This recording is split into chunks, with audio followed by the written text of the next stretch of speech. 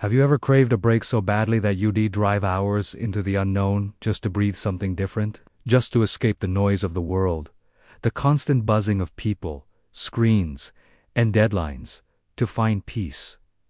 But what if the very escape you seek is what swallows you whole? There's something haunting about weekend getaways. They promise calm, but they also strip away the protection of the familiar. They isolate you, pull you out from the safety of your daily life, and place you right in the lap of nature, vast, quiet, and ancient. And sometimes, nature watches back. Tonight, we dive into 3 terrifying true stories that began as peaceful retreats and ended as nightmares carved into the bones of those who survived. But remember, within every shadow lies a truth. These stories don't just scare, they teach. They remind us that fear is not our enemy, but our greatest guide, if we're brave enough to listen. The first story is about Mia and Daniel, a young couple who thought they were escaping stress when they rented a cabin in Whispering Pines Forest. It was supposed to be their healing trip, a break from the noise of city life. The cabin was small, quiet, surrounded by towering pine trees that seemed to stretch forever into the sky. It was beautiful in that lonely way nature can be untouched, unbothered, unmoved by human presence. The moment they stepped out of the car, though, something felt off. There was no sound. No chirping birds, no crunch of small creatures in the brush, not even the wind. The air was still, unnaturally heavy. Mia laughed it off, calling it the calmest place on earth. Daniel forced a smile, but deep inside, he felt something old stirring, that primal unease humans feel when something's wrong, but they can't explain why. That night, Daniel woke to a faint scratching beneath the floorboards. Soft, rhythmic, like fingernails against wood. He sat up, half asleep, and listened. The scratching stopped. For a moment, there was silence so thick it hurt his ears. And then, faintly, he heard it. A whisper.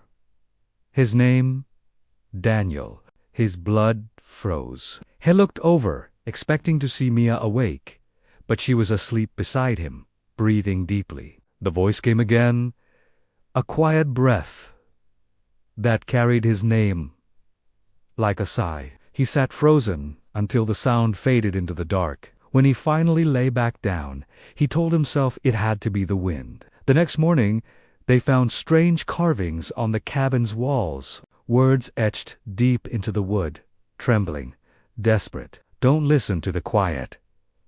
Daniel felt his stomach twist. The caretaker claimed it must have been left by a prankster long ago. But that night, the silence grew heavier. When Mia tried to speak, her words came out muffled, as if swallowed by the air itself. Even when she screamed, nothing came. The silence wasn't empty anymore. It was alive. Watching, listening. They ran into the forest, desperate to escape, but every path circled back to the cabin. Hours passed. When dawn finally broke, a single bird's cry pierced the air, and suddenly, the forest released them. Later, police told them about the family that had vanished there years ago. The father's last phone call was to 911. He had whispered, "The silence. It listens back." Silence isn't always peace. Sometimes, it's warning you. Sometimes, it's the breath before something terrible. We live in a world that celebrates calm, that tells us to seek quiet.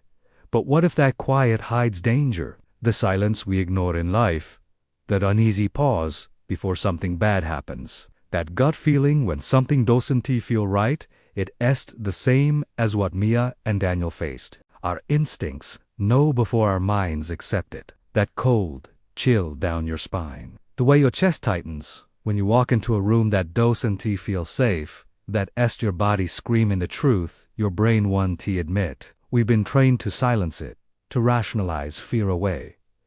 But fear isn't weakness. It's wisdom. It's the oldest voice in us, the one that once kept our ancestors alive. Never ignore the silence. It might just be the sound of your soul trying to save you. The second story happened to 3 best friends, Sarah, Ben, and Cole, who decided to rent a secluded mountain lodge for the weekend. No signal, no neighbors, just nature. They wanted to detox from technology, to reconnect with themselves. On the first night, they sat by the fire, laughing about ghost stories. It was light-hearted fun, until Sarah noticed something when Ben told a joke, and they all laughed. She heard another faint laugh join in, from the darkness beyond the porch, a voice that wasn't theirs. They froze. Cole grabbed a flashlight, shining it into the woods. Nothing. Just trees. But from that point on, the air felt different, like they were no longer alone. The next day, they tried to ignore it. They hiked, cooked, played music. But that night, Cole went for a walk and didn't return. They searched the forest, calling his name until their voices cracked. Then, faintly, they heard him calling back.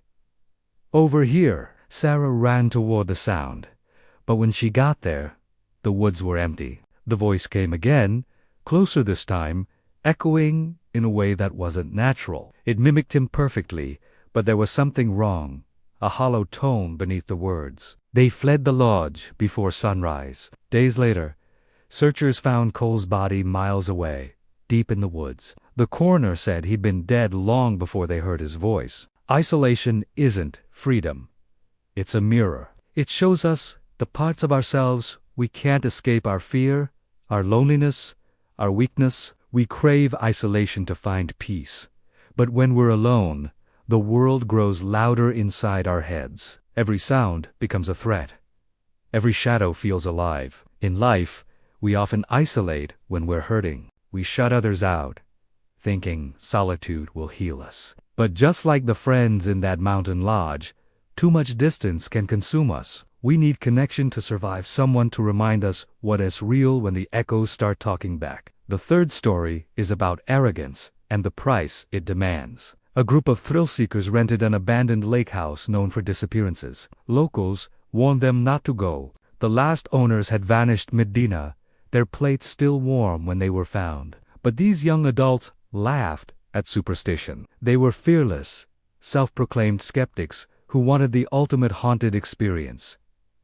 On their first night, they toasted to bravery, mocking the idea of ghosts. But as the night deepened, strange things began. Their laughter started echoing back seconds after they stopped laughing, perfectly timed, but distorted, as if something was repeating it, just a little too late.